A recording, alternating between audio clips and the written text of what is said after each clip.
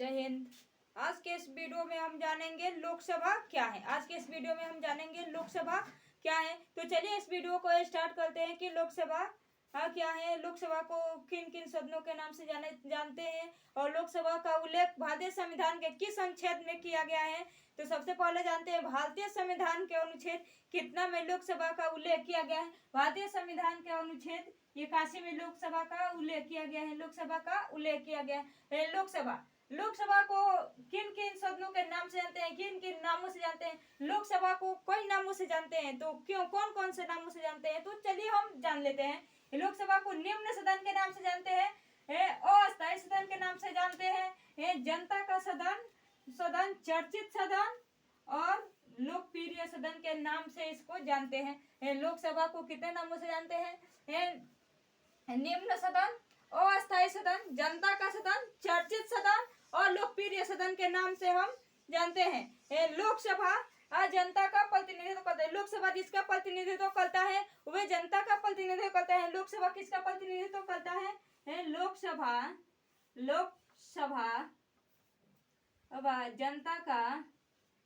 जनता का प्रतिनिधित्व करता है, ठीक है, प्रतिनिधित्व करता है। लोकसभा किसका प्रतिनिधित्व करता है, जनता का प्रतिनिधित्व करता है, ठीक है। ये लोकसभा जनता का प्रतिनिधित्व करता है। अब हम जान लेते हैं कि लोकसभा के इस संरचना कैसी होती है। लोकसभा के सदस्यों की जो संरचना होती है तो कैसे होती है, ठीक है। ये लोकसभा की सदस्य संरचना। अब जान लेते हैं यहाँ सदस्य संरचना,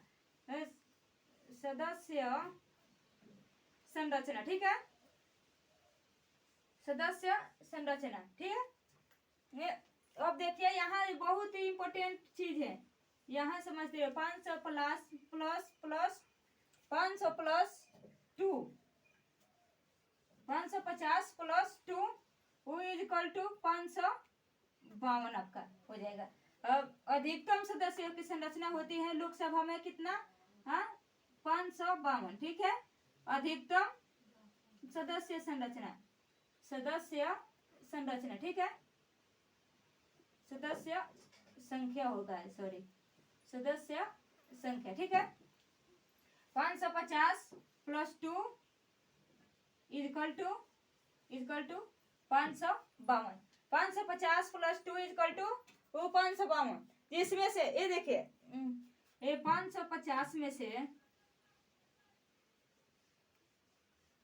530 सदस्य, 530 सदस्य कहाँ से आते हैं, राज्यों से आते हैं, राज्य से, ठीक है, राज्य से। और इसमें से 20 सदस्य जो है, ये 20 सदस्य हैं, ये कहाँ से आते हैं, केंद्र शासित प्रदेश से, केंद्र शासित प्रदेश से, ठीक है, केंद्र शासित प्रदेश से, ठीक है, केंद्र शासित प्रदेश से। तो अब आपको एक कंफ्यूज हो रहा होगा कि आखिर ये 2 सदस्य कहाँ से आते हैं। तो ये इसका भी प्रावधान है, ये भी इसका भी रखा गया है कि ये कहाँ से आते हैं, ये इसको भी बताया गया है। तो ये 2 सदस्य जो है ये आंग्लो इंडियन है, आंग्लो इंडियन है, ठीक है, आंग्लो इंडियन है, ठीक है। देखिए एक बार और समझिए, 550 प्लस 2 इक्वल टू 552, ये तो अधिकतम संख्या है, ये अधिकतम संख्या है। अब देखिए, अब 530 सदस्य राज्यों से आते हैं, लोकसभा में राज्यों से जाते हैं। और ये 20 सदस्य जो है, 20 सदस्य हैं वो केंद्र शासित प्रदेश के हैं। और 2 ये जो सदस्य हैं वे आंग्लो इंडियन है, ठीक है, ये आंग्लो इंडियन है। अब जान लेते हैं कि इसका जो वर्तमान में सदस्यों की संख्या कितनी है लोकसभा में। तो अब यहाँ देखिए वर्तमान में, ठीक है, वर्तमान ये तो अधिकतम है लोकसभा में, मानो इतना रखा गया है कि 552 से अधिक नहीं हो सकते हैं, 552 है, ठीक है। और वर्तमान में है आपका 545, वर्तमान में सदस्यों की संख्या है 545। अब जान लेते हैं कि 545 कहाँ से है। यहाँ तो कहा गया है कि 552 हो सकती है, तो वर्तमान में 552 से कम है, 545 है। तो 545 है तो कहाँ से है ये और कितना है, तो हम जान लेते हैं कि कहाँ कहाँ से। ठीक है, तो इसमें है 530 सदस्य, तो ये तो कंफर्म है आपका राज्यों से है। ठीक है, ये राज्यों से है। अब बचा के अब इसमें से 13 सदस्य केंद्र शासित है,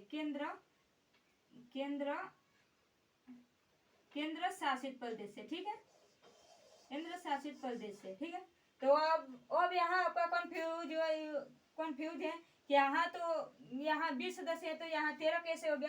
तो यहाँ भाई साहब देखिए, यहाँ अभी 7 जो सदस्य हैं, ये 7 क्या है, अवकाश में है, अवकाश ग्रहण किए हैं। ठीक है, अवकाश ग्रहण किया है। ठीक है, ये 7 सदस्य अभी क्या है, अवकाश में है। ठीक है, ये तो आपका हुआ 530 प्लस 13, और अभी इसमें से अब 543 हुआ। तो आपका ये कि 545 यहाँ बताइए, तो फिर 2 सदस्य कहाँ गए। हाँ भाई साहब, 2 सदस्य भी आते हैं, आपका ये 2 सदस्य आते हैं। तो ये 2 सदस्य को राष्ट्रपति मनोनीत करता है लोकसभा में। 2 सदस्य को राष्ट्रपति महोदय, हाँ भाई साहब, राष्ट्रपति मनोनीत करता है। ठीक है, मनोनीत करता है। ठीक है, राष्ट्रपति 2 सदस्यों को मनोनीत करते हैं। तो आपका ये कन्फर्म हो गया कि लोकसभा में वर्तमान में जो सदस्य संख्या है 545 है। तो 545 आपको ये समझ में आ गया कि कहाँ कहाँ से आते हैं, ये कौन कौन से हैं, ये आपको समझ में आ गया होगा। और तो आप आगे बढ़ते हैं कि लोकसभा में आरक्षण, लोकसभा में आरक्षण भारतीय संविधान के कौन सा अनुच्छेद करते हैं लोकसभा में आरक्षण। लोकसभा में आरक्षण। ठीक है, आरक्षण, लोकसभा में आरक्षण भारतीय संविधान का अनुच्छेद 330 में 330 में आरक्षण है।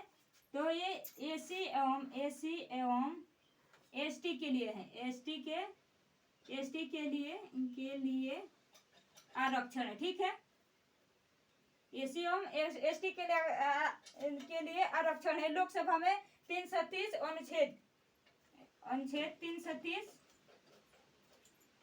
330 एससी एवं एसटी के लिए आरक्षण है। तो एससी के लिए है आपका 84 और एसटी के लिए है कितना, 47। ठीक है, अब जान लेते हैं कि ये अनुच्छेद जो आंग्ल इंडियन है, आंग्ल इंडियन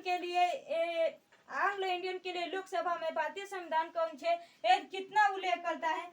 तो अब जान लेते हैं कि अनुच्छेद, ये आपका अनुच्छेद हो जाएगा 331 जो है, अनुच्छेद 331 है, वे आंग्ल इंडियन के लिए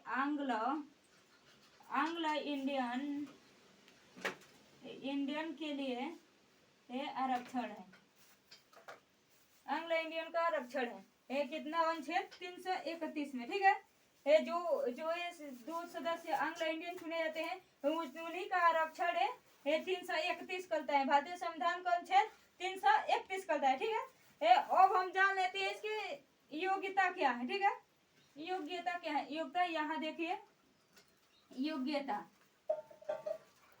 अरे भाई साहब, आपको चुनाव लड़ना होगा लोकसभा की, तो योग्यता उसकी जरूरत है ना, योग्यता का भी जरूरत है। ठीक है, तो इसकी योग्यता पहला है, वह भारत का नागरिक हो, वह भारत का नागरिक हो, वह भारत का नागरिक हो। और दूसरा उसकी योग्यता क्या है, वो उसके 25 वर्ष उम्र पूरी कर चुका हो,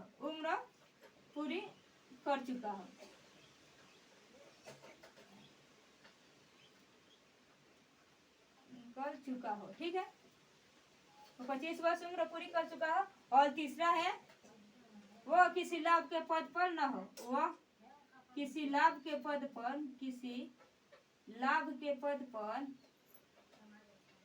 लिखा हो, किसी लाभ के पद पर न हो। ठीक है, तो ये रही हमारी लोकसभा की कहानी। और पार्ट 2 में इसके आगे मैं लेकर के चलूँगी। इस अब आप थैंक्स।